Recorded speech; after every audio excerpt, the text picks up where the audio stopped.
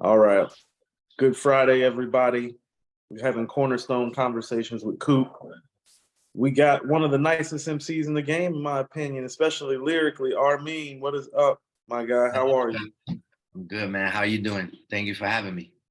No. Thank you for coming on. The first thing that I kind of want to say, and it's not even really a question, is that, your skill set and your story, now that I've been doing a little research on you, is Well, very, very reminiscent of, like you're kind of like a throwback in that sense. It's like it used to be to get into the game, you used to have a special level of skill and a special story to go with it. And you actually have both. And so I just kind of want to give you the opportunity to tell audience who may not know about you, yeah, yeah. who you are and where you're from and what you represent right quick.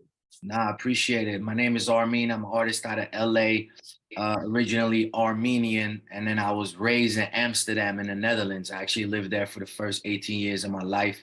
So I'm kind of from, multicultural and all over the place, but just been like a hip hop kid since I was, for as long as I could remember and just started, what I'm saying, doing music when I was young, when I was in middle school, high school, and then moved back to LA to really do this music thing and just started grinding independently. You know what I mean? My journey really been like a, rest in peace, Nipsey, like a real marathon, slow and steady burn.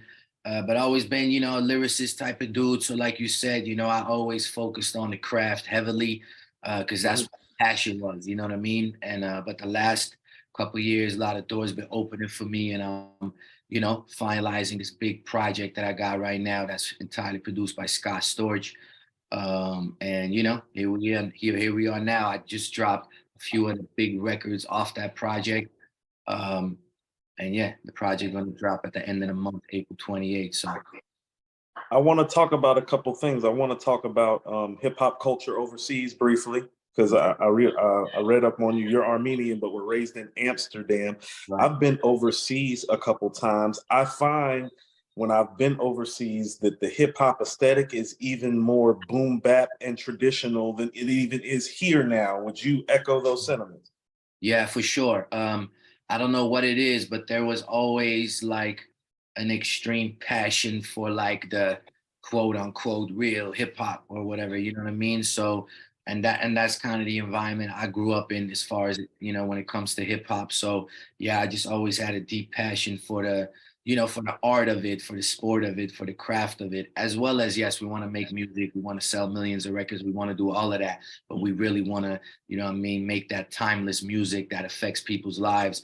And yeah, that's how it really, I think, still is like that. But when I was growing up, maybe even more, because obviously the entire world kind of follows the blueprint of what happens in America. You know what I mean, as far as like hip hop. So yes, it has definitely changed there also, but that passion for those elements, for the essence of hip hop is still very much there. That's why you see a lot of old school like artists still, tour overseas. So They might not be able to really tour in America no more. The demand isn't as much no more, especially in the big cities. I'm in LA, you in Atlanta, but if you go to LA, New York, I don't know if the people, what I mean, like the OGs and the veterans really can do shows like that in these places. But in Europe, in Australia, they still go crazy. You know what I mean? So that was actually the next thing I was about to speak to is that I was actually going to ask you how you felt about touring because for me, your style of rap is more geared towards what I see a lot of the legends doing, which is,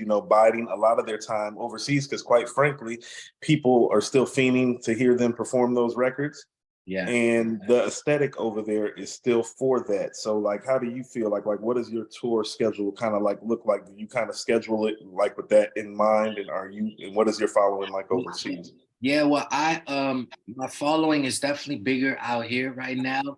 But when I look at the analytics, my number from the top five after United States and Canada, it's definitely all Europe. You know what I mean? It's Germany, it's Netherlands, it's UK. And so I haven't officially toured there. I've done some one-offs, you know what I'm saying? I did like years ago, excuse me, like a show in Amsterdam, in London, and like one in Paris. You know what I mean? Like I've done it like that, but I haven't fully gone there yet. But that's definitely my goal. If not this year, you know what I mean, maybe early next year. But once I drop this project, that's definitely one of my goals. But at the same time, you know, even out here, hip hop is very broad now. You know, we have all kinds of lanes, and there's an audience for, you know what I mean, a big audience for whatever style of hip hop you do. And I feel like I kind of found my balance. You know what I mean? Like, yes, I'm definitely more of a traditional MC in that sense. But when you listen to the music, it still sounds super fresh, super now, super current. You know what I'm saying? So I feel like I found my balance, and I could kind of balance both worlds. Now, you actually forged your way into the States via getting accepted to UCLA. Is it, do I have that No, correct? well, no, I was born here, so I could have came Okay. to the States anyway. But how Okay. I was born here is really because my parents, well, long story short, my dad's side of the family, they all lived in Amsterdam. My mom's side of the family all came to the United States. So we always had family in both places. So my parents figured if our kids are born in America, they will automatically be citizens and we can move there eventually because that's kind of in the back of everybody's mind. So that's why I was born here. Literally, they just came over here for the last couple months of the pregnancy, made sure I was born here, and then went back. You know what I'm saying? And then my That's a pop, chess move. yeah, That's a a lot of chess move. this is some immigrant shit. A lot of immigrants know about this. You know what I'm saying? Right. The same with my older brother, and then with me. And so we was always born citizens, and we could always, you know what I mean, move out here whenever we wanted. So throughout our life, my pops passed when I was only one, but my mom somehow, you know, decided to still stay in the Netherlands and raise us over there. But we would visit LA every now and then in the summer. So growing up, for some reason, I felt really at home in LA. I felt like, you know what I mean, I'm an LA kid at heart, especially when it comes to like hip hop and stuff. As much as it was pure over there, it was also a very niche thing. It wasn't like everywhere. Like not everyone was into hip hop at all. You know what I'm saying? Like I grew up in a town outside of Amsterdam where, you know, it wasn't as um often that, you know what I mean, you were like kids were really into hip hop at the time. So I felt like an outsider, you know what I mean? So I always wanted to move back to LA, and we decided like, yo, I'm gonna graduate high school and then move. And that's what I did. So I kind of used college as a tool to move. Um, but I could have moved regardless. You know what I'm saying? Okay, so you were already naturalized, but you know the plan was just like UCLA was just a conduit, pretty much a pathway. Exactly. And I actually came, I did community college for the first 2 years and then transferred to UCLA. So I did the whole school thing while I was doing music too, you know? Now, did you get your degree in pharmaceuticals? Yeah, so I ended up going to pharmacy school. I feel like this is another kind of like an immigrant thing. Like we are raised with like it's just drilled in our heads like you go to college, you know what I'm saying? Like that's like a Mhm. thing, you know, we people that are from the Middle East, even Asia and stuff like that, a lot of times immigrant parents, they teach their kids like bottom line, you gotta be a doctor, a lawyer. We come into these countries, there's opportunities that we didn't have back home. And that's the kind of mentality we are raised with. Nobody else in our family had ever gone to college, you know what I mean? Well, Mhm. actually, my pops had, besides my pops, but all the uncles, aunts, nobody had. But for some reason, it was expected from us, and we didn't even know better as kids. You know what I'm saying? So I grew up. Yeah, I went to UCLA, then I went to pharmacy school. But you know, then it's like that moment kicks in where you realize, like, yo, I want to do what I really love in life, and if I want to be successful at it, I'm gonna have to dedicate 100% of my time. You know what I'm saying? So I ended up stopping working as a pharmacist and fully going in music, and that's kind of when I've been seeing the results. You know what I mean? Okay, so now, so how long were you involved in the pharmaceutical world before you like one day were like pause and then transition?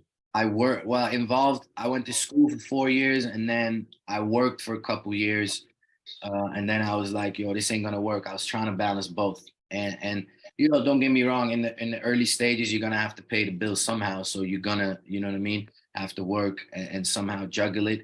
But I got to a point where I was like, yo, I gotta fully dedicate. But you know, I have the license at this point, so eventually I ended up finding like a really good business partner, and we opened up our own pharmacy. And like I'm kind of like I still have that on the side now. You know what I mean? That's like my Mhm. side gig, if that makes any sense. But it's not a bad side gig to have. You know, it's a little untraditional journey that I've been having in this music shit, but this is how I was able to No, get here, you know? I was just thinking about how many rappers and MCs I've heard over the course of my life that have called themselves street pharmacists, but you actually are Yeah. like, That's what I get every time when the conversation comes up. People are like, "You talking about a real pharmacist or is like, no, not a street pharmacist at all, bro." no, when I read you had a pharmaceutical degree, I was like, yo, I was like, I think this is the first MC I've actually heard that actually has a real pharmaceutical degree. Yeah, It is fascinating in the culture. It is. it's definitely different, man. You know, hip hop is a beautiful thing, and with 50 years coming up this year, I guess you know what I mean. It's getting broader, and a lot of different type of people are there, including myself. You know what I mean? So Now you've talked about this transition with us a little bit. I've been an independent artist before myself. Now, independent artists tend not to sell out venues like the House of Blues. So now that you've made this transition, tell me how you get to the point of being able to sell out historic venues in LA as an independent artist who, quite frankly, had a whole nother career years prior. yeah, not for sure. Honestly, like once I started putting out music, I'm kind of the first of my background, you know what I mean, of Armenians. And if you ever been to LA, there's a lot of Armenians out here. But Armenians are what we call a diaspora nation. We spread all over the world, all because of the Armenian genocide happened and all that. And I won't go into too much detail, but there's Armenians all over the world, more outside of the actual country than in the actual country. So I started having support of my community first right away. Why? Because we all love hip hop. Everybody listens to hip hop. It was just nobody. We didn't have like a representation of from our Mhm. culture that was really doing it. You know what I mean? At a level that can compete. So when I dropped my first project or whatever, it spread right away, and I started having a lot of support. And we were just grinding independently, just putting out music consistently, doing shows everywhere, hitting up all the high schools, just really putting in the legwork. A million ciphers, a million open mic nights, a million everything out here in LA. And I started kind of building the buzz, of course, for my community and like just the underground LA hip hop scene. You know what I'm saying? And Okay. that's kind of how it started. And slowly I've been able to expand on that. You know what I mean? Like dropping bigger music, and the music is getting better, and the audience is growing. You know what I mean? So I do want to talk about the project that you have with Scott Storch coming up, but first I want to talk about some of your notable projects that kind of got you to where you are. I was just playing Seven Deadly Sins hell when yeah. you pulled up. Talk to me about Seven Deadly Sins. That appears to be the tipping point moment for you.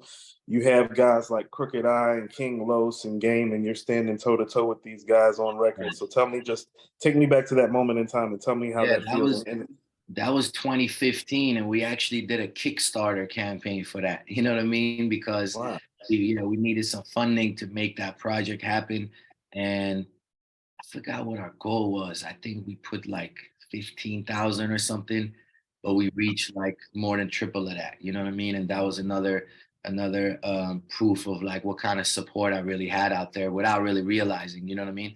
Um, Mhm. so yeah, Game was one of the very earliest, actually the first, like I would say, major artist that ever like acknowledged and showed love to me and worked with me. And so is Crooked, you know what I mean? Crooked, as far as like an MC, I used to study him heavily, and he was on that project. And throughout the years, me and Crooked done like at least 3, 4 joints. Same with Game. But yeah, that was like a real concept album. I love I still love doing projects and real bodies of work, even though we in a singles, world now, and a TikTok world now where attention spans are so short. I still feel like a real body of work can make a real difference. You know what I'm saying? So that was one of those. For the time, it was really good. You know what I mean? I hate listening to my older stuff because I'm always like, why am I performing it like that, or why this and why that? Why is it mixed like this and stuff like that? But it's just like you learn on the way. And yeah, that was a powerful project. You know what I mean? You appear stylistically, you're definitely like a content driven guy, but you do touch on like what I would like to say the spiritual and metaphysical Yeah. side of things. Would that be fair to say? Like where does that come from? Is that something that just naturally comes out of you when you're writing, or is that something that is like intentional and coming from a place? It's definitely just naturally, it comes out of me. I feel like music is a spiritual thing. You know what I'm saying? There's actually this dope quote from Nipsey I came across not that long ago. He was saying like, think about it, like music is nothing, and then you pull it out the air somehow, and all of a sudden it's something that the world can, you know what I mean, that you can share with the world. um and then, just my upbringing, we as Armenians, we just Christians in general. Like, Armenians are actually the first official Christian nation in the world. Now that doesn't mean we all super active Christians and everybody goes to church, but it is something that we are taught as kids. We grow up with it. There's traditions and things that go around, all the Christian holidays and everything. So yeah, I guess it's just in me, you know what I'm saying? And I express that in my music. And I feel like just spirituality is not even about religion, but it's a powerful thing, you know what I mean? So yeah. Yeah. I'm about to say Christianity doesn't have to exist within the church either. I don't believe any religion has to Right, exist within the right. walls of the church. Definitely. Actually, most of the biblical and even other texts outside of the faith will actually tell you the same thing, and actually Right. exist within the people and within the spirit. I So feel I kind of felt that within your music. I just kind of wanted some clarity from you. yeah, It appears to be a part of you, and you appear to like reflect on it the right way yeah, yeah, musically. yeah, definitely. Tell me about this Armenian cipher. How many are there, and when did you start doing this? Like, tell me about the Armenian cipher, or tell It's our people actually about the Armenian cipher. Yeah, that's been a minute ago. Damn, it's like 10 years ago exactly when we did the first one. I've been active in this community. Just like I said, I had support early on, so I kind of became the face of like hip hop in my community. But there was always other guys, doing their thing. And in my opinion, they were really talented and real MCs. So one day I thought of like, this was the era where the BET ciphers was really hot. Uh, Hmm. the cipher effect and Team Backpack and all those things that are happening online was really a thing. So I was always invited to be on a lot of ciphers.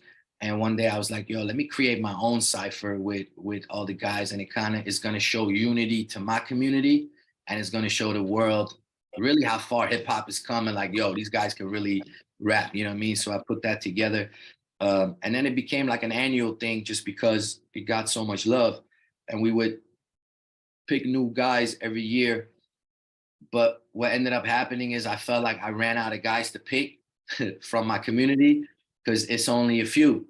And even them, they weren't taking it as serious as I would like. And that kind of offends me sometimes, when people hit me up all the time and they're like, yo, I'm not like a professional or anything. I just do this for fun, but can you check out my music? And I'm like, no, like, I don't do this for fun. This is my whole entire life. Like, this is what I'm dedicating my everything to, all my music, all my money, all my time. Like, I put so much blood, sweat, and tears into this. Like, I don't like when people don't take it as serious, or I don't like to work with them or whatever. You know what I mean? Do your thing as a hobby, but don't bother me with it. So that's kind of what happened. Is like I felt like most of the guys weren't taking it as serious.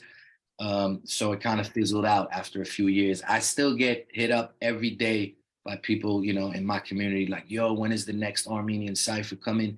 And I'm like, when I see the talent, I'm down to put up another one, but I just don't see it. You know what I mean? Now it's even less. There's maybe a few young guys that's doing more of the new, the melodic style of hip hop, which is fire if they're doing it right. And there's a couple, but Hmm. I'm just watching. You know what I mean? And Yeah. and, and hopefully I can support in one way or another when it's time. I mean, I want to speak to that because essentially what you're saying is that you're trying to open the door, Yeah. and and if people aren't walking through it properly, you're gonna have to close the door until like the right people start walking through the door. No, Now, absolutely. you've had a lot of people that you've worked with that are considered to be legends in the game. You've worked with Too Short. You've already mentioned Game, King Los, Nas. Like, tell me what these experiences are like when you're like walking into the studio with somebody that you grew up listening to, that's like literally a legend to all of Yes. us. It's wild. Especially some of them, when I first met Game, he was, um, well, I mean, he's still a huge artist, but he was like even more popping, and I was super young, and it was like, whoa, like, you know what I mean? Like, I got a call out of nowhere. He had heard one of my early tapes, and it was definitely like it's a feeling of validation. And even though, we all say like, yo, I know I'm nice and I know, but when that happens, it still feels really good because, um, I don't know if it's an era thing, but we all kind of grew up wanting the acknowledgement of certain people. You know what I mean? Yes, you want the fans and all that, but you also want to be acknowledged by like, you know, the real MCs that really matter. So when Nas, you know, Nas was super like a whole nother level, especially for me, because that's like been my number one favorite rapper of all time. But like, you know, I was on a Wu-Tang album in like 2017, and Method Man been fucking with me for a long time.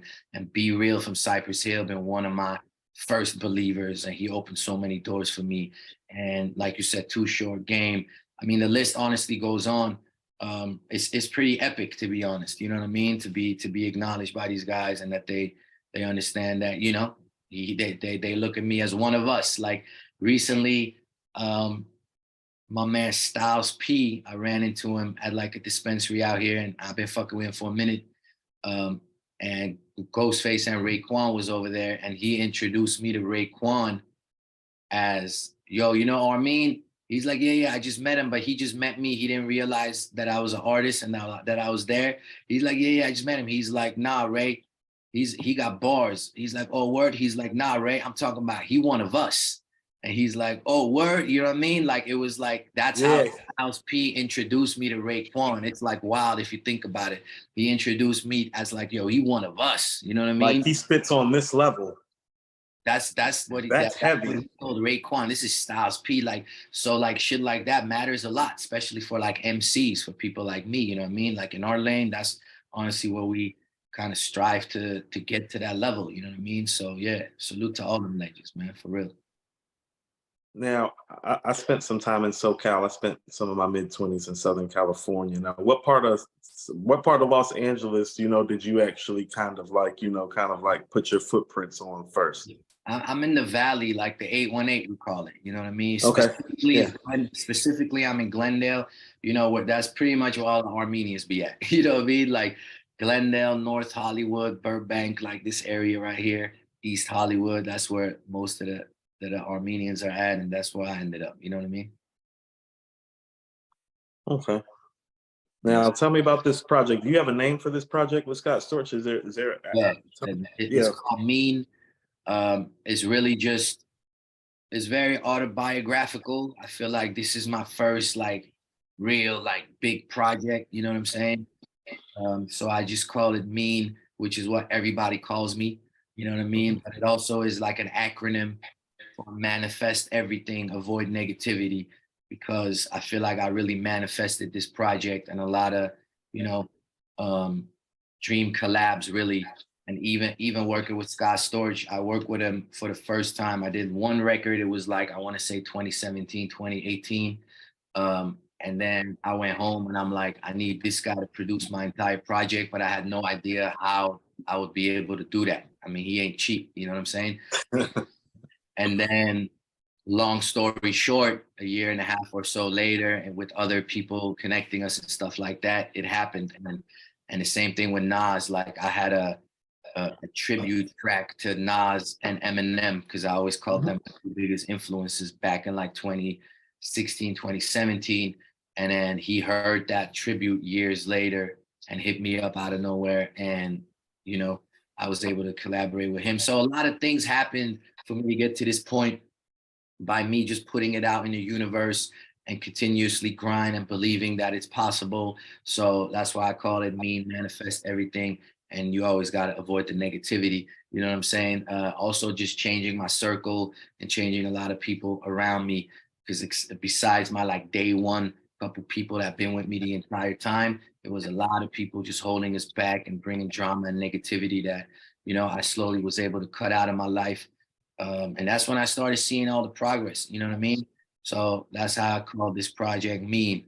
And it's crazy, bro. Honestly, like I'm really proud of this project. I don't think anything I have released is even close to it. Um, I don't think anything that's been released in hip hop this year is even close to it. And I'm not even the guy um, to be like, yo, I'm the nicest and I got the album of the year and I'm this. Like no one's ever heard me talk like that. But I've been really paying attention. Yeah, this album is gonna make some waves. I promise you. Yeah. No, I love everything that you just said, and you have the confidence that a top tier MC should have. Because I mean, just for me listening to you, it's like, well, I know your bar work is there.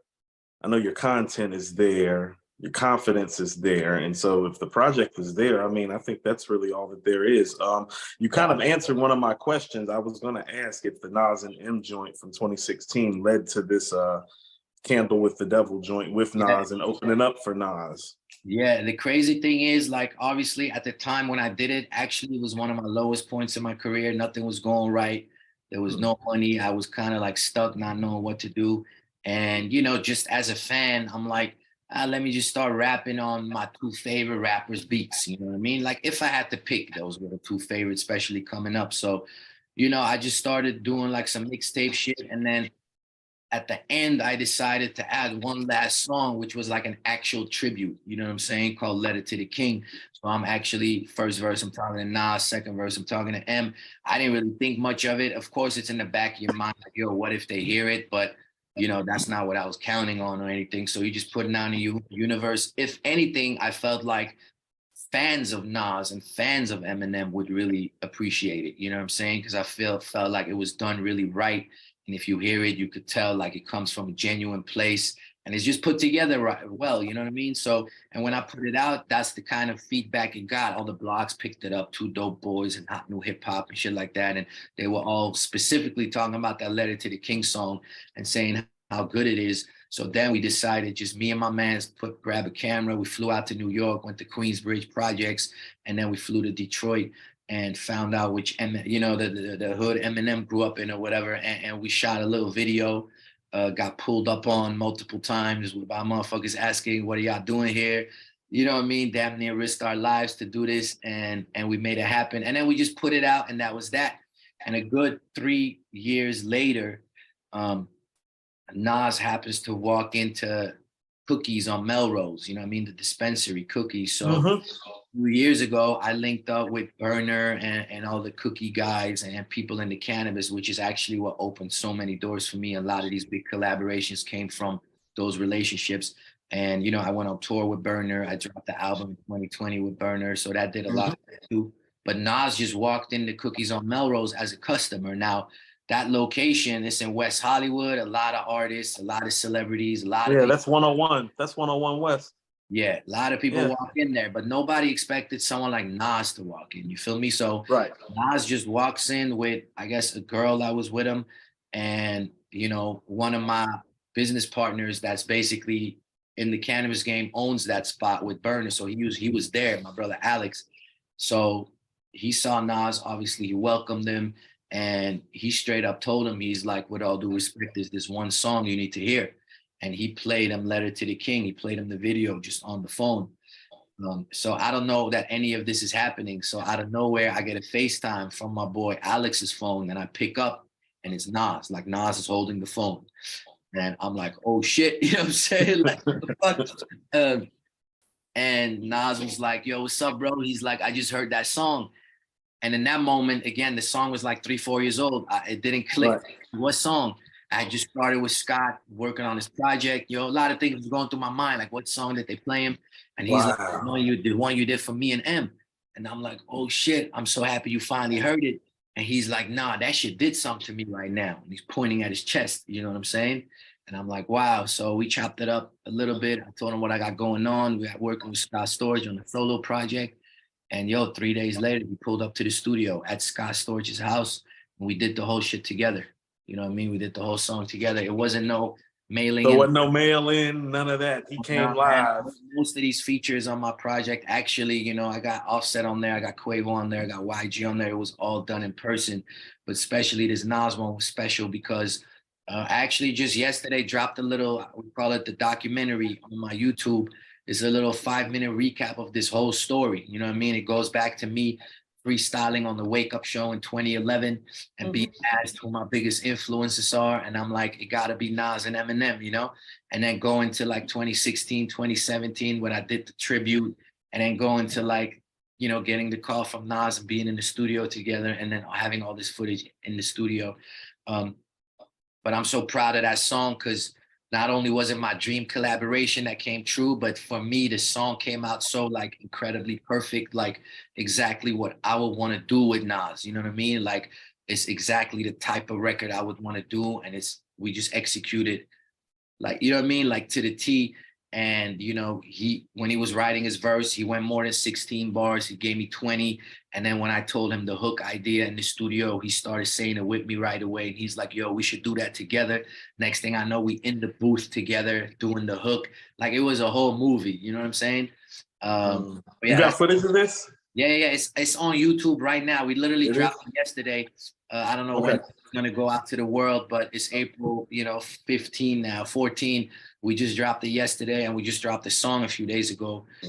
On Friday it came out, so it's fresh. Wow. And it's doing crazy, like as far as like streaming numbers and media coverage and everything. Like this Nas record was open, like broke everywhere for me. So salute to the God MC, Yeah. No, I said according to hip hop, we've officially notarized him on both sides. Mike D and I is the greatest MC of all time. I walked in with that mentality, before the King's Disease run. Right. But here's where I need your help with right now, Armen. My co-host and cohort on According to Hip Hop, Mike D, is not the biggest Eminem fan. And I think for some people, quite frankly, who are Black in the hip hop culture, feel like his music is not relatable. Sure. And that the songs don't slap like that, and they don't get played in traditional Black spaces. You as an Armenian, although you are attached to and in love with this culture, you might have a different viewpoint and different take, and that take is valid as well, especially for as nice as you are on the mic. So can you please speak to why you place Nas and Eminem in the same sphere and spectrum as artists for a portion of our audience that doesn't agree with that sentiment, including my cohort, Mike D. Yeah. And I totally understand that. Eminem is something that, first of all, if you were there during his like run, which is kind of like my era, that Shady Aftermath G-Unit era, as an MC, Eminem was absolutely undeniable. He was just murdering everything, right? So me being Armenian and being from outside the culture, it was like he kind of made people like me feel like it's possible to even do this. You know what I'm saying? He did that for the entire culture. Like he took it he took it global. Tupac, I feel like it's certain people throughout hip hop that, of course it's a collective, don't get me wrong, but there's certain artists that just broke through to a different level, and slowly hip hop became the biggest genre of music in the world, right? So the culture is what the culture is, and there's absolutely no denying that. But I feel like Tupac was probably the first one to go just like worldwide, and I can attest to that, being in Europe and having all these white people want to be like Tupac, but not listen to any other hip hop. You know what I'm saying? And then Eminem kind of took it even further because he actually looked different, but he was being stamped by Dr. Dre and all the, you know what I mean? Everybody was treating him like a real MC. I mean, like someone of the culture, you know what I mean? And he just took it to a whole nother level. But if you look at him as an MC technicality wise, and everyone that has come after him, all our main guys that we call GOATs now, Kendrick Lamar, J. Cole, Drake, like, if you were a lyricist and you came out after the Eminem era, Eminem has been one of your biggest influences. All three of those guys have mentioned Eminem as one of their biggest influences. You know what I'm saying? Now, the content might not be relatable, but you know what? It's better that Eminem talks about white trash stuff, you know what I mean, with all due respect, because that's the culture he's from, than trying to be something he's not, right? So I feel like, and me again, I understand that I'm an outsider of the culture, but to me, you can only be part of this hip hop culture if you true to who you are. You know, you have to be authentic to yourself. I'm not talking about a lot of stuff, and maybe, you know what I mean, a lot of people in the Black community might not relate because my story is very different also, you know what I'm saying? So M's story was very different. I respect the fact that he was able to do what he did, but stay true to his culture. You know what I mean? And you're absolutely right. What is people always say, like, they ain't bumping Eminem in the club, or they ain't bumping Eminem in the hood. No, of course not. You know what I'm saying? He doesn't make no club music, and he talks about different things. I can't relate to this and my mom's either. That's the last thing I would ever do. You know what I'm saying? But I could see through that and see, You know what I mean? There was also a lot of introspective, crazy, different type of records that Eminem would do. If you really know his catalog and you look beyond, you know, that the funny shit and the Slim Shady shit and making fun of Britney Spears and NSYNC and all that, what he was doing back then, like if you look beyond that, he's got some incredible like storytelling and you know what I mean? So, and he's just sharing his pain. And yeah, I just really respect that. But, you know, the run he was on at that time was definitely different than what he's doing now. I still fuck with Eminem music now, but it's, you know, it's more just like lyrical acrobatics now. You know what I mean? And you got to be into that. And it's not as relatable and as, you know, it ain't hitting the heart like the music, you know, like so it ain't that soul music no more. But I think it's still fire. So, you know, to each his own. You know what I mean? I love that. That was a very like honest answer. I'm going to tell you what, a couple things that I pulled away from that answer. I often say that hip hop is Tupac is hip hop's first real transitional figure. Like he's the guy that transitioned like everything, the style and the way that we make it. You know, the whole street single and single for the ladies idea, that's Tupac. The whole global impact is Pac. So I totally echo those sentiments. It's good to hear that from somebody that wasn't, you know, growing up on hip hop here in the States per se, that he was really the first guy. I've often said he should be our logo, like the way Jerry West is a logo for the NBA. He should be the guy. Pac should be our guy. I agree. Now to the Eminem thing, I love what you say about the authenticity, but here's something that I never thought about myself as a black man. I never thought about how he was impacting people of color who were not black outside of this country until you just said something right now. Right. Because when we think about him as blacks, we only go to white people, just to be frank and honest with you. And so I love that you actually just opened my mind to that thought that it's like, oh, but if you're black, not black, but a person of color, and you're not from here, like if you're from Palestine or Iraq or Iran or Syria, right? You know, well, you're not quote unquote. I mean, we didn't have DJ Khaled, we didn't have French Montana, we didn't have people that looked like me before Eminem. Now, don't get me wrong, white, like Armenians, Middle Eastern, we technically white, obviously.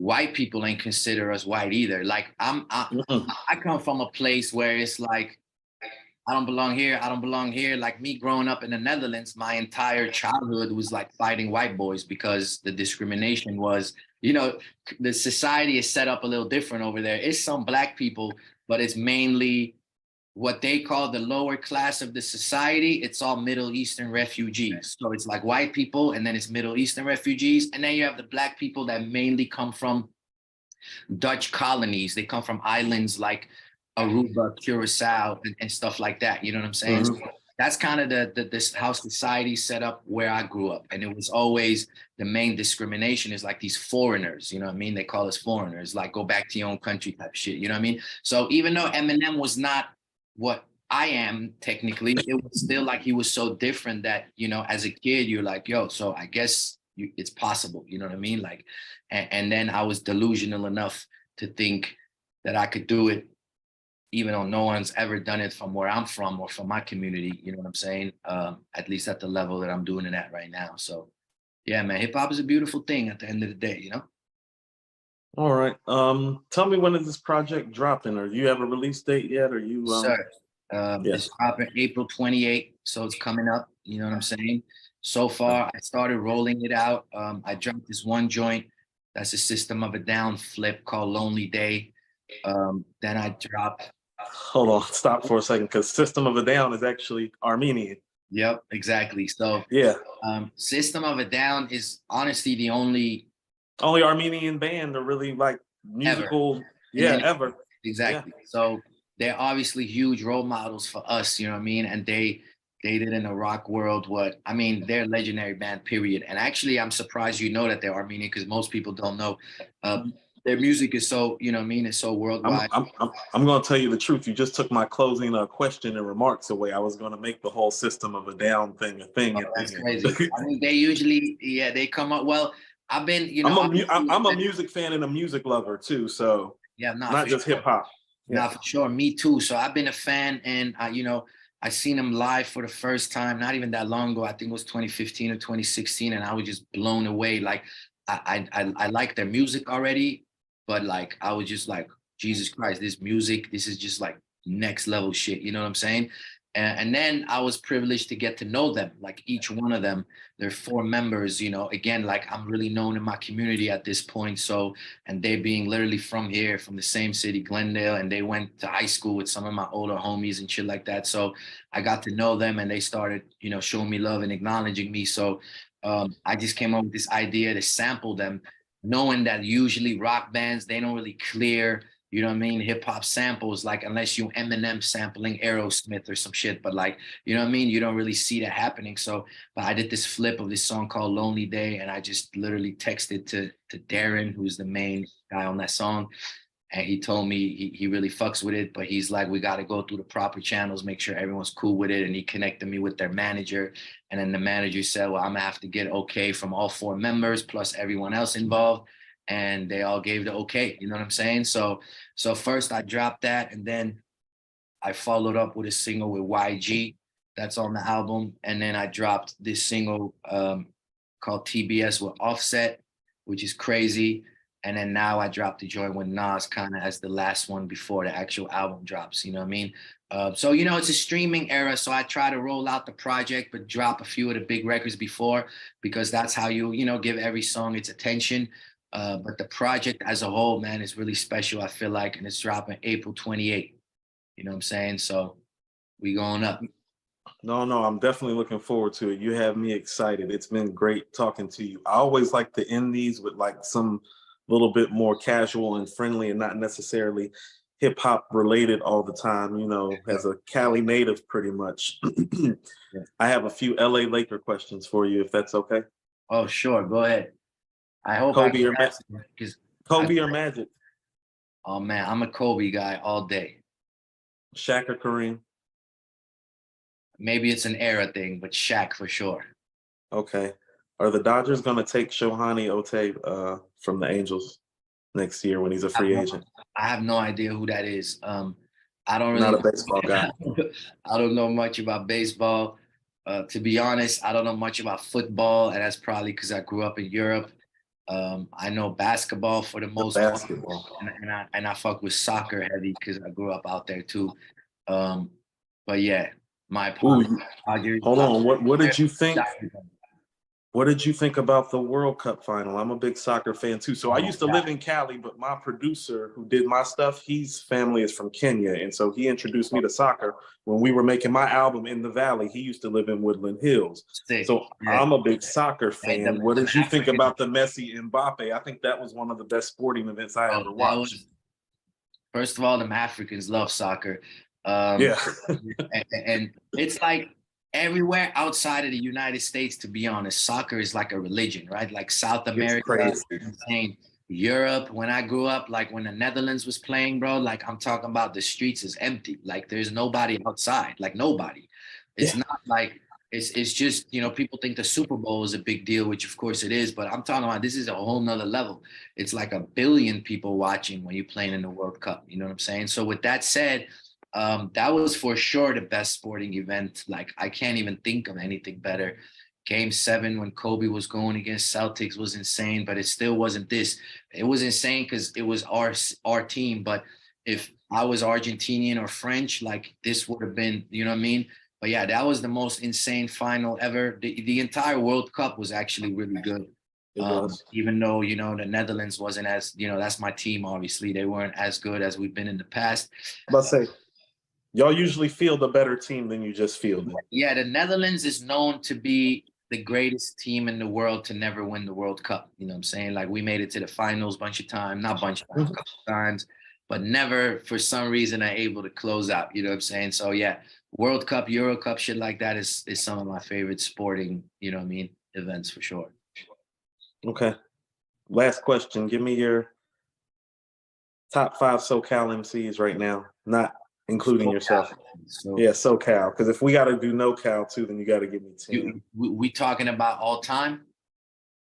No, just right now. Because if it's all time, you're gonna have to get. How about this? You want to do all time? You got to give me 10. You do right now. Give me 5.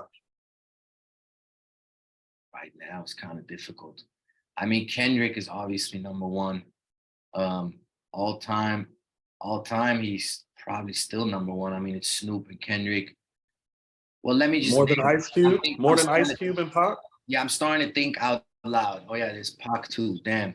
Um, for me, for my personal taste, I put Kendrick above Ice Cube. Nobody killed me. I understand Ice Cube is a super legend. Kendrick for me is like one of the greatest artists ever. His catalog is the most flawless.